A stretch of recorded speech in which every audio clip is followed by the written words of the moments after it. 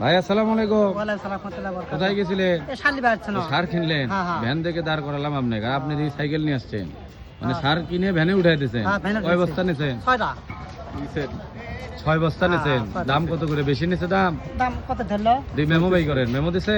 ধন্যবাদ দিছেন। টাকা বেশি নিয়ে কি মেমোতে কম লিখে দিছে? না যা নিছে তাই লিখে দিছে? হ্যাঁ, 6800 টাকা। হ্যাঁ, ঠিক আছে। 1800। দেখি কত কত নিছে, কোনটা দেখি একটু। ইউরিয়া নিছে 1350, এমওপি নিছে 1000, ডিএপি নিছে 1050। তার মানে দাম সঠিক নিছে। হ্যাঁ, ঠিক আছে। হ্যাঁ। টাকা বেশি নিয়ে কি ক্যাশ মেমোতে কম লিখে দিছে? যা টাকা নিছে তাই লিখে দিছে। হ্যাঁ, তাই। আপনার থেকে কি দাম বেশি চাইছিল? না, দাম বেশি চাইও নাই? না, চাইনি। আপনি কি বলেন? চাই নাই।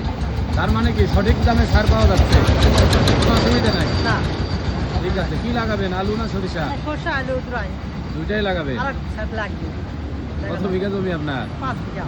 আচ্ছা নেন, সার অপচয় করা যাবে না, সার সুষম পরিমাণ ব্যবহার করতে হবে। আমাদের থেকে তালিকা করে নেবেন কোন সার কত পরিমাণ লাগে, বা জমির আমরা মাটিও পরীক্ষা করে দেই।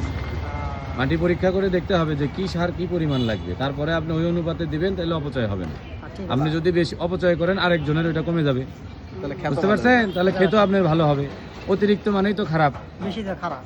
তাইলে দাম তো সঠিক আছে, সঠিক আছে। সত্যি বলতেছেন হ্যাঁ, তো? সত্যি। যে আপনার নাম কি আপনার? আবু মুসা। বাড়ি কোন গ্রামে? কিরকম যায় সামনে? আচ্ছা ঠিক আছে, ঠিক আছে, ধন্যবাদ। আসসালামু আলাইকুম।